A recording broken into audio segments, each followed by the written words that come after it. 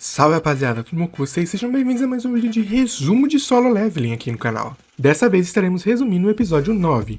Se você já gosta de resumo de anime, já deixa o like e bora pro vídeo.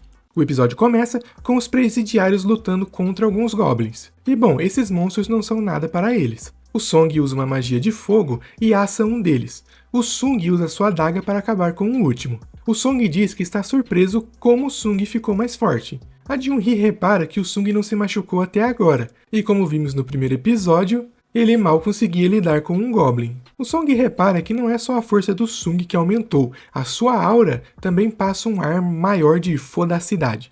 Depois da abertura, o grupo acaba encontrando uma trifurcação, e o Kang sugere que eles se dividam em 3. Ele vai com os prisioneiros pela direita e fala que se eles encontrarem a sala do chefe, era para avisar.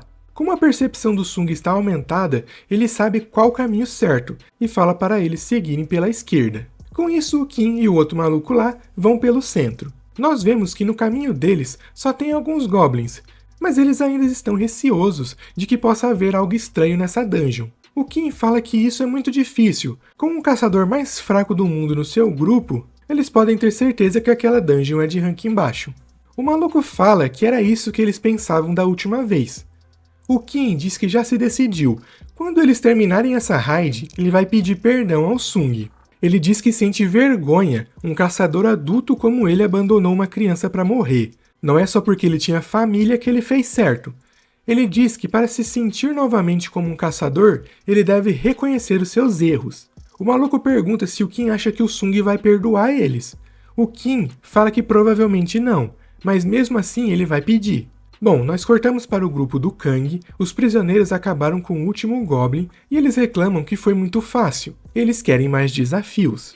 O Kang pergunta se eles fariam o mesmo com humanos, e eles dizem que não faz diferença. Nós vemos um flashback do Kang e descobrimos que era ele, o cara de terno, conversando com aquele velho no episódio passado. O velho explica que 3 homens abusaram da sua filha e por causa disso ela acabou desvivendo. A sua esposa ficou internada e mesmo assim, aqueles monstros sairão da cadeia em alguns anos como se nada tivesse acontecido. Para piorar, eles são caçadores, então eles podem participar de raids para diminuir as suas penas. O velho diz que aquilo não é justiça, já que a filha dele não vai mais voltar. Então ele abre uma bolsa que estava cheia de dinheiro, dizendo que vai dar 300 milhões para o Kang se ele matar aqueles caras. Voltando para o presente, o Kang fala que, quando ele sair da dungeon, vai relatar que eles encontraram uma horda de goblins, mais ou menos uns 100. Devido a isso, os prisioneiros não sobreviveram. Nós voltamos para o Kim e ele continua o seu caminho pelo túnel, e quando chega no final, acaba vendo o Kang matando os prisioneiros. O Kang diz que vai fazer o cara sofrer muito antes de morrer, porque foi isso que o cliente pediu. O Kim, ao ver aquilo, tenta impedir, mas o Kang pega uma faca e arranca a cabeça do último prisioneiro vivo. Depois disso, ele se dirige até o Kim e diz que vai ter que mudar os planos. Nós vamos para o grupo do Sung e ele está pensando sobre o Kang, lembrando que ele foi junto com outro membro da associação de caçadores vê-lo no hospital. Eles ouvem os gritos do Kim e correm para ajudar. Ao chegar lá, eles se deparam com a carnificina. O maluco que estava com o Kim está todo destruído e o mesmo está encostado na parede todo ferido. O Sung pede para Junhee curá-lo. O Song repara que aqueles ferimentos não foram feitos por monstros, já que são muito simétricos, e foram feitos em pontos não vitais. Monstros não fazem aquilo. O Kim fala que aquilo é inútil, ele já está condenado. O Sung diz que ele precisa viver, já que ele tem família. Ele precisa viver o máximo possível para o Sung continuar odiando. O Kim fala que não era assim que ele queria se desculpar, mas vai ter que ser. Ele pede perdão ao Sung e acaba morrendo. O Kang, que estava escondido nas sombras, tenta atacar a Junhee, só que o Sung impede. Ele fica surpreso com a velocidade do Sung, dizendo que ia fazer o básico, matar o healer primeiro. O Song pergunta se foi ele quem matou todo mundo ali, e o mesmo fala que mudou de ideia. Ele ia falar que todo mundo foi morto por uma horda de goblins, mas agora ele vai falar que os prisioneiros se revoltaram e mataram os outros caçadores. Com isso, ele foi obrigado a matar os prisioneiros, sobrando somente ele. Um álibi perfeito. O Song diz que o Sung não vai conseguir vencer e pede para lutar no seu lugar. Ele pega a espada do Kim e pede para Junhee fortalecer o seu corpo com magia. O Kang é ranking B e o Song é ranking C. Normalmente seria impossível para ele ganhar, mas como o Kang é da classe assassino, então ele não possui muita defesa. É nisso que o Song vai apostar e também nas suas habilidades com a espada. O Kang fala que um mago velho como ele, fortalecido com magia, é uma piada. O Song diz que agora ele não é um mago, mas sim um espadachim. O Kang ataca e o Song consegue defender. Ao contra-atacar, o Kang desvia, criando uma ilusão no seu lugar. O Kang fala que o velho até que é bom, mesmo sem buff, ele é um ótimo espadachim. O Sung analisa a batalha de longe e percebe que o Song conseguiu se igualar na velocidade, mas só isso não vai ser o suficiente. O Kang corta o ombro do Song, mas a Jun-Hee cura ele logo em seguida. Ele tenta atacá-la, mas o Song corre e o ataca por trás, porém o Kang defende. O Song diz que ele já treinou caçadores de ranking S, então na arte da espada ele não pode perder. Mesmo assim, o Kang fala que os poderes que o Song recebeu são limitados, nunca que o mesmo conseguirá se igualar à sua velocidade. Com isso, ele acaba acertando o Song várias vezes. A Jun-Hee tenta curá-lo, mas a sua mana já está no fim. Ele fala que o Song usou a espada para que ele abaixasse a guarda e com isso pegasse ele de surpresa, utilizando magia. Na hora que ele vai acertar o Song aparece e defende o ataque. O Kang fala que é impossível um ranking E como ele, mesmo sendo o mais forte, ele não teria velocidade suficiente para bloquear seus ataques 2 vezes. Ele conclui que o Song estava escondendo seu poder, mas como os outros membros parecem conhecê-lo, então ele não deve ser um falso rank. O que sobra a última opção, um segundo despertar. Com isso, o Kang finalmente lembra do Sung, lembra de ter visitado ele no hospital. Mas no dia, o seu medidor de poder indicava 10. Como ele ficou tão forte? Ignorando essas dúvidas, o Kang pega sua outra adaga e parte para o combate. O Sung pergunta o porquê ele fez aquilo. O Kang diz que foi o pai das vítimas quem pediu, mas o Sung está se referindo ao Kim e ao seu parceiro. Se fosse só para silenciá-los, era só ter acertado em um ponto vital, mas o cara ficou torturando eles. Se fosse por justiça, ele não teria sido tão sádico. Rola mais um flashback do momento onde o pai da garota pede pro Kang acabar com os prisioneiros. Ele diz que aceita o pedido, mas por que alguém como ele trabalharia para a Associação de Caçadores, sendo que ele poderia ganhar muito mais trabalhando para as guildas? Ele revela que com isso ele pode matar as pessoas ao invés dos monstros. Voltando ao presente, o Kang ataca o Sung e os dois ficam na trocação franca. O Song diz que o Sung não se parece nada com o que ele conhecia. Os dois estão empatados, mas o Kang possui mais experiência em batalha. Essa é a diferença que fará o Sung perder. O Kang joga areia nos olhos do Sung e desfere vários golpes. Devido à sua sede de sangue, o sistema o identifica como uma ameaça e dá ao Sung a quest de acabar com ele. O Kang fica confuso, não faz sentido essa confiança toda, já que ele quem está na vantagem ali. O Sung se prepara e usa aquela habilidade de dash,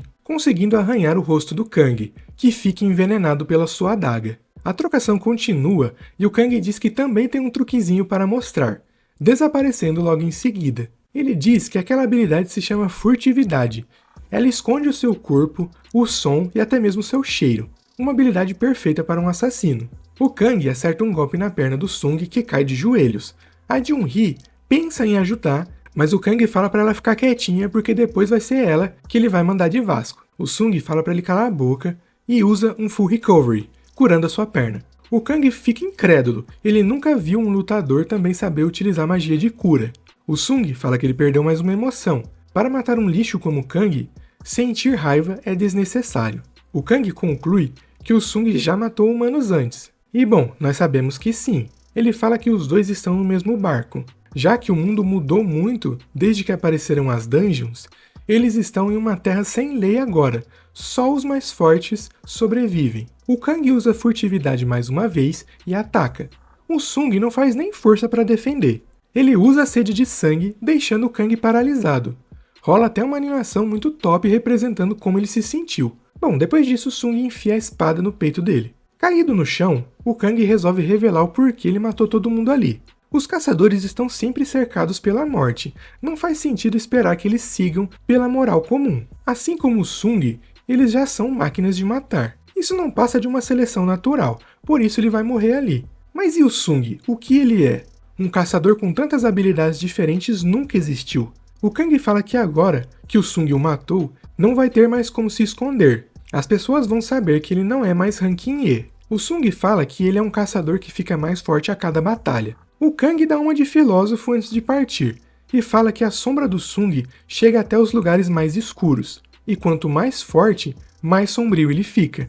Ele fala para o Sung tomar cuidado, porque se ele olhar demais para o abismo, o mesmo vai olhar de volta. Com o Kang derrotado, o Sung recebe do sistema 5 pontos de experiência e uma pedra rúnica com a habilidade Furtividade como recompensa. O Sung fala que, mesmo tendo ficado absurdamente forte, parece que falta alguma coisa dentro dele, como se ele estivesse quebrado. A Jun-Hee e o Song agradecem o Sung por ter salvado eles, e o Sung fala para os dois saírem da dungeon que ele vai cuidar do boss. Mais tarde, do lado de fora da dungeon, aquele caçador loirinho aparece e diz que recebeu o relatório do acontecido. Ele pergunta onde estão os sobreviventes. A mocinha da associação mostra para ele. O loirinho diz que não acredita que o Kang era um assassino. Ele era meio estranho, mas não esperava aquilo dele. Como supervisor, ele foi descuidado. O loirinho reconhece o Sung e vai pedir desculpa pelo acontecido. Mas depois disso, ele vai direto ao ponto. Quem deles matou o Kang? O Sung pensa que já era, não vai dar mais para esconder o seu poder. Infelizmente, ele vai ter que cancelar o seu acordo com o Yujinho. Mas antes que ele pudesse falar algo, o Song o interrompe e diz que foi ele quem matou o Kang. O loirinho pergunta como. O Song diz que ele teve a ajuda da healer Jun-Hee. O loirinho pensa um pouco, dizendo que é difícil de acreditar que um mago ranking C matou um caçador de ranking B, mas ele resolve relevar e aceita o depoimento deles, pedindo para o acompanhar. O Sung pensa que ele não deve se achar só porque derrotou o Kang. Ele diz que não havia percebido, mas aquele caçador loirinho é ranking A. Nesse momento, o Sung não seria capaz de derrotá-lo se fosse preciso.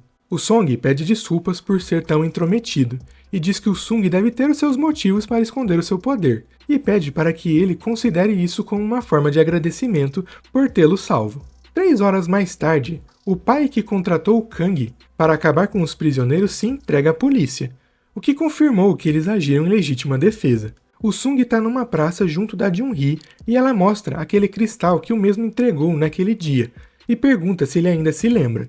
Com isso, o episódio termina. Bom, esse foi o resumo do episódio 9 de Solo Leveling. O que vocês acharam? No episódio de hoje nós tivemos uma boa batalha, Sung vs Kang. Podemos ver que o Sung atualmente está tão forte quanto um ranking B. Bom, o plotzinho do Kang foi legal, nós já esperávamos que ia dar alguma coisa de errado nessa raid, só não imaginava que seria o Kang o responsável. Então esse foi o resumo de hoje, espero que tenham gostado. Não esquece de conferir a playlist com os outros resumos de anime, tem Kaiju Number 8, tem Demon Slayer, tem vários. Então é isso, até a próxima e tchau!